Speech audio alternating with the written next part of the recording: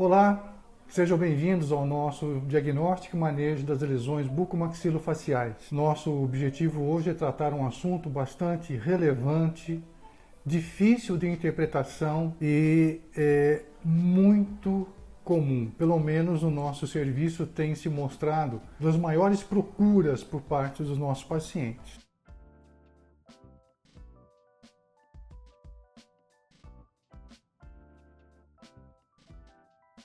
Nós vamos trabalhar hoje numa situação conhecida como síndrome da ardência bucal. Na realidade, a existência da síndrome, o diagnóstico da síndrome não é tão frequente. O que nós encontramos, na verdade, são situações que geram ardência. Então, para se chegar ao diagnóstico da síndrome da ardência bucal, nós temos que realizar uma série de exclusões. Então, já fica adiantado que o diagnóstico da síndrome da ardência bucal, ele é feito por exclusão.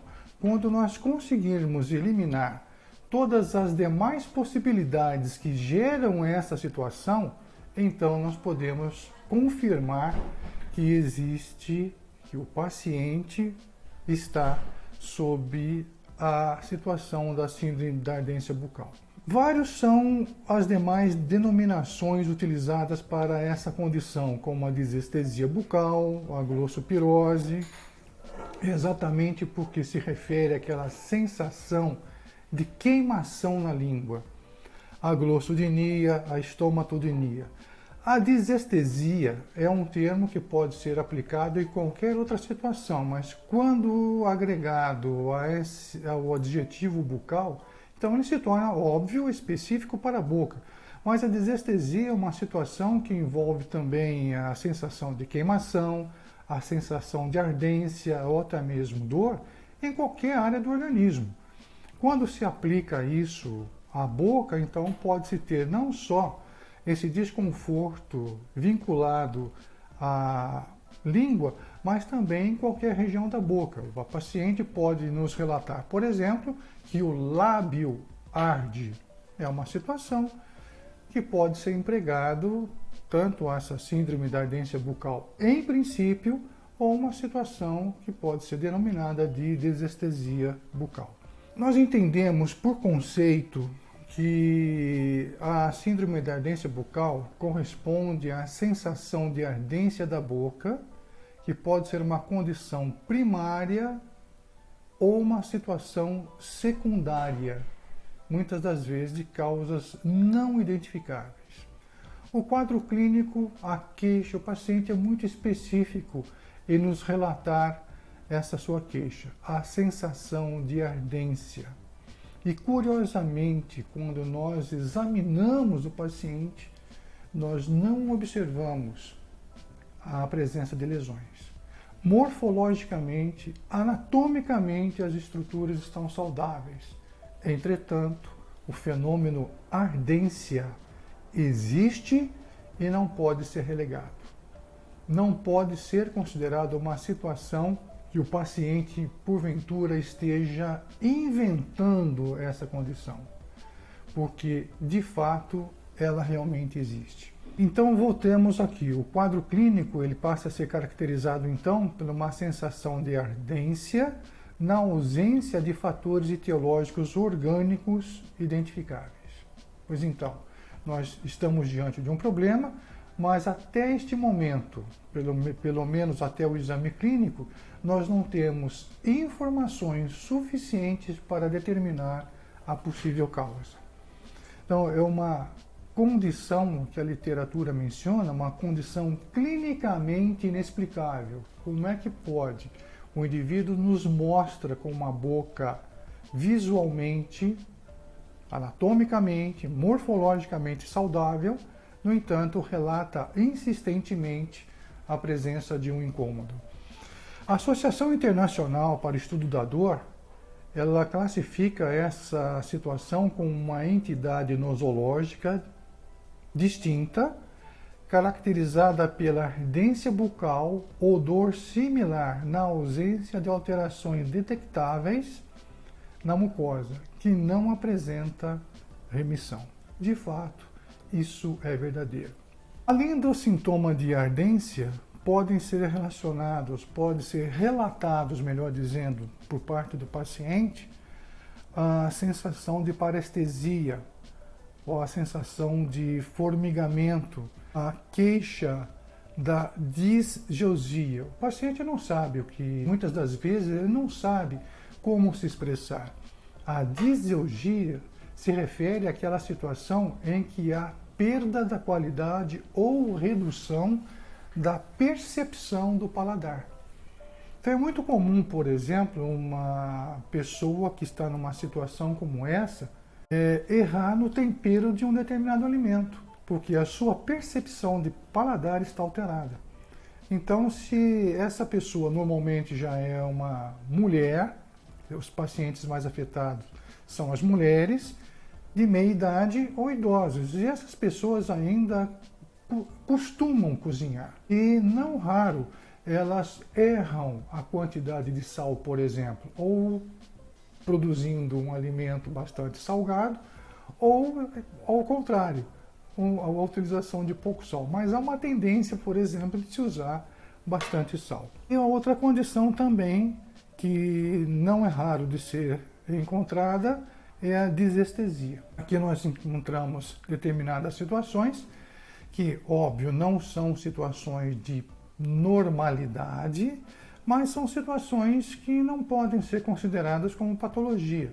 A presença de fissuras na língua, como acontece aqui, por exemplo, é perfeitamente aceitável. Existem pessoas que têm essas situações, afinal, isso não é patologia, essa é uma situação praticamente herdada ou decorrente de alguma deficiência, ou mesmo a estomatite migratória benigna, também conhecida como língua geográfica, que podem estar inclusive associados, pacientes apresentando ambas as situações, tanto língua fissurada quanto língua geográfica ou glossite migratória benigna. Esses pacientes têm um fator de predisposição, mas não é suficiente para determinar.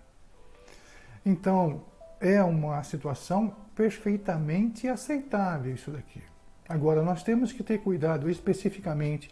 Em outra oportunidade, nós vamos abordar com mais detalhes o manejo mais apropriado para uma língua fissurada, mas adianto de que há uma necessidade contínua de manter as áreas de fissuras permanentemente higienizadas.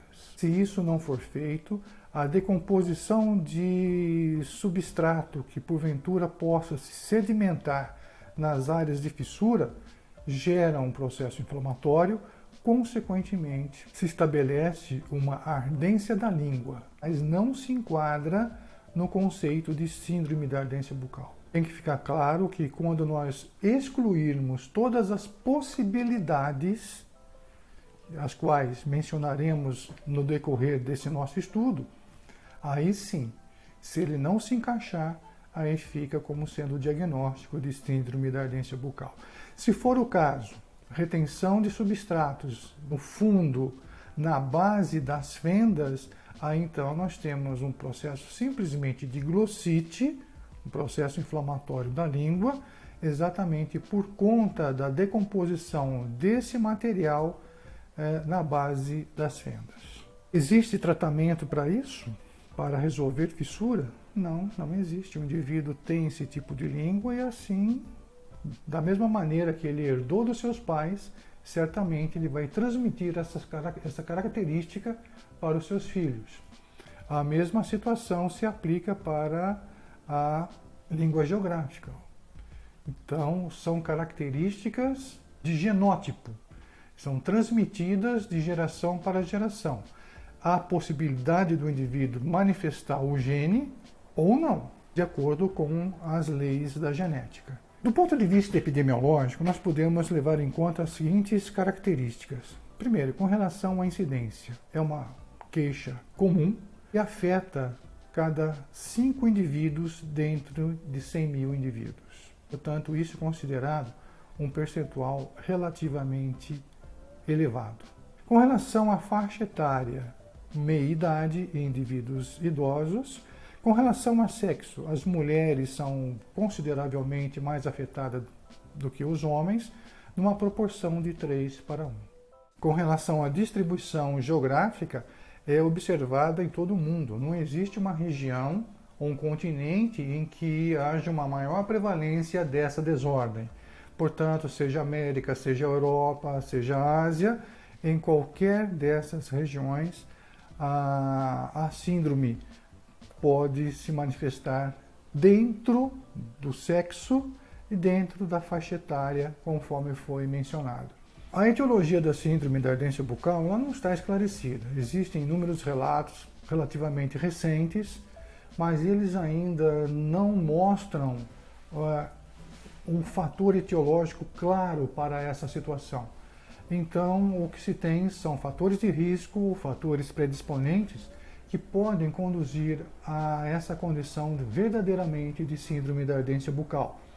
Dentre esses fatores podem ser mencionados, podem me seguir na tela, por favor, a dor neuropática, disfunções endócrinas. A literatura menciona essas condições como disfunções endócrinas, mas ela não é clara o suficiente para nos dar sustentação de qual é essa disfunção endócrina. Se nós correlacionarmos da seguinte maneira, vamos analisar determinados dados que nós já mencionamos. O perfil da paciente, portanto, mulher, meia-idade, em torno de pós-menopausa normalmente, é sabido que os níveis de estrógeno decrescem paulatinamente. Então, as características, inclusive do corpo da mulher, do seu comportamento, dentre essas variadas situações, chega um momento em que a falência do estrógeno dá a oportunidade da testosterona ficar um pouquinho mais elevada, o que gera a possibilidade, por exemplo, do desenvolvimento de pelos na face. Então, nós podemos ver mulheres idosas com pelos na região do mento, no lábio superior, etc., que popularmente elas chamam de buço ou alguma coisa nesse sentido. Bom, a decadência, especialmente do estrógeno, até esse momento não comprova, não sustenta a tese de que esteja envolvido no desenvolvimento da síndrome da ardência bucal.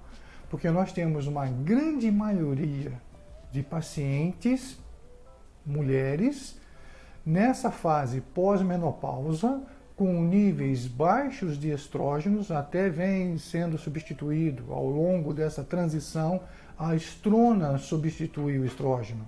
Mas esses níveis considerados baixos não suportam que esse distúrbio endócrino dê base para o desenvolvimento da síndrome. Então, isso é uma situação que precisa e deve continuar sendo investigada ainda. Fatores psicológicos, como situações que envolvem especialmente a depressão, podem sim, ou outros distúrbios vinculados a essa situação, têm sido relatados também como base de sustentação para o desenvolvimento da síndrome. E também distúrbios do sono. A má qualidade do sono, em decorrência de vários fatores, dentre eles a apneia, por exemplo, pode conduzir a uma outra situação. Mas existem outros fatores coligados. Por exemplo, o indivíduo durante o sono, nós bem sabemos, se você quiser, e acho interessante você revisar o nosso conteúdo já publicado sobre saliva, onde foi mencionado que a produção de saliva durante o sono diminui drasticamente. Então, se um indivíduo durante o sono já tem um percentual de saliva reduzido, respira com boca aberta, então, respiração bucal, há como consequência uma desidratação e também parte da lubrificação das estruturas bucais, exatamente pela redução da produção da saliva. Por conta disso, gera a possibilidade de se ter uma irritação. Então isso, se nós somarmos essas circunstâncias sistêmicas e locais ou bucais, nós podemos vincular que começa a surgir uma base que dê sustentação a uma ardência, não necessariamente a síndrome da ardência. Prosseguindo, o diagnóstico da síndrome da ardência bucal, ele é feito por exclusão.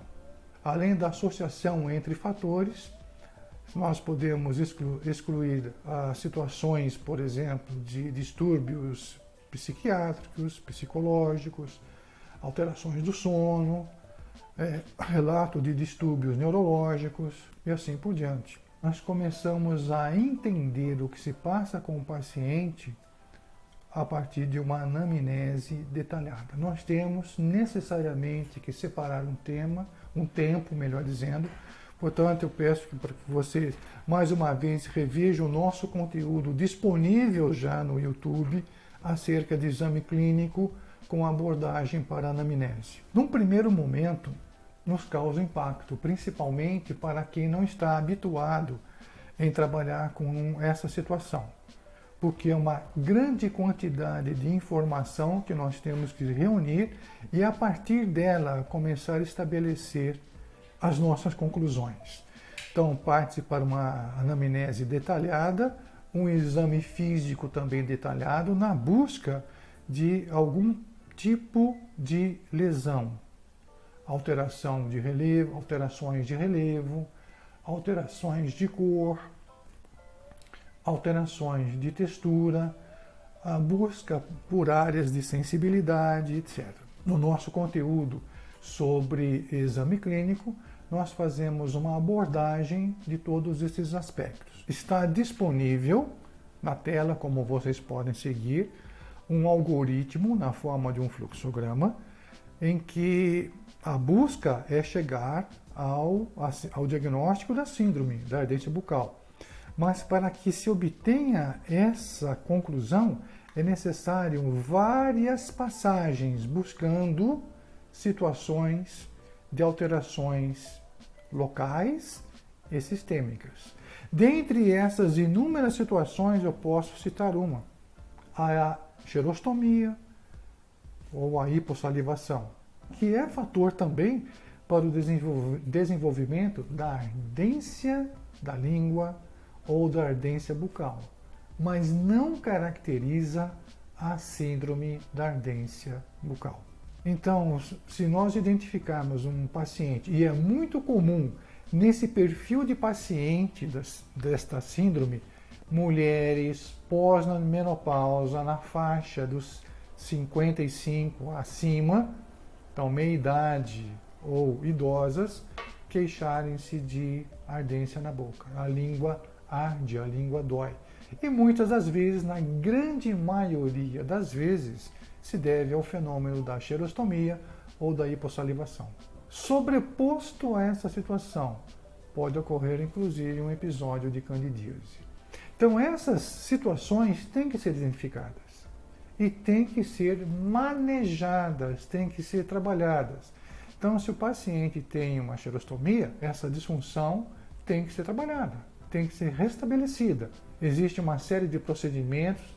Reveja o nosso conteúdo sobre o manejo das desordens das glândulas salivares, que nós temos um conteúdo bastante interessante sobre isso. E se lá não tiver as informações que você necessita, então em breve estará disponível um conteúdo que aborda com muito maior profundidade o manejo ideal dessas situações que nós estamos desenvolvendo. Obrigado pela oportunidade de compartilhar esse estudo com você. Finalizo aqui a primeira parte desse vídeo. Aguardo a oportunidade de compartilhar com você a segunda parte desse estudo da síndrome da ardência bucal. Até lá!